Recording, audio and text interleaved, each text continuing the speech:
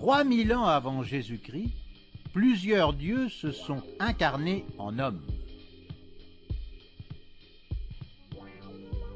Le dieu indien Jéséus Krishna, né par transfert divin, échappe au massacre des enfants, prêche le bien, meurt, ressuscite et utilise la technologie pour accomplir des miracles.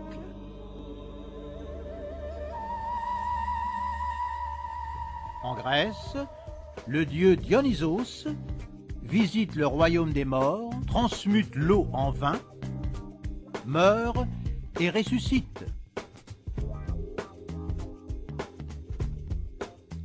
L'Égypte aussi a son dieu qui se fait homme. C'est Horus, fils de la Vierge Isis, déesse égyptienne de la lune, enveloppée dans un manteau bleu constellé d'étoiles. Il naît le 25 décembre, dans une grotte. Sa naissance est annoncée par une étoile et l'événement est attendu par 3 rois. Horus reçoit or, encens et myrrhe, est baptisé à l'âge de 30 ans par Anup, le baptiseur qui sera décapité, est suivi par 12 disciples, lutte pendant 40 jours dans le désert contre Seth, le méchant, délivre des sermons,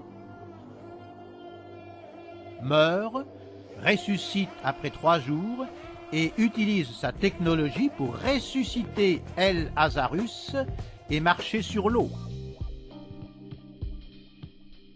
Représenté par une croix formant la triade divine égyptienne, Horus est cité comme le Messie et le fils oint de Dieu.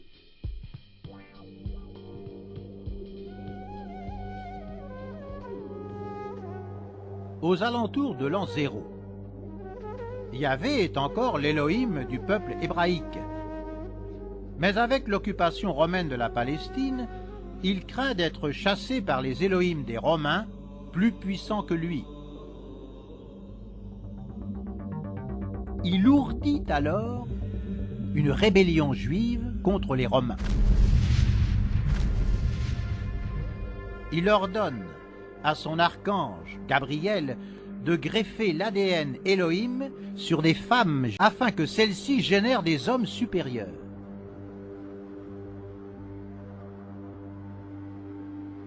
Dans l'Ancien Testament, Yahvé avait déjà envoyé un Gabriel chez des femmes juives et elles avaient enfanté des Gémeaux, comme les naissances multiples, des accouchements in vitro.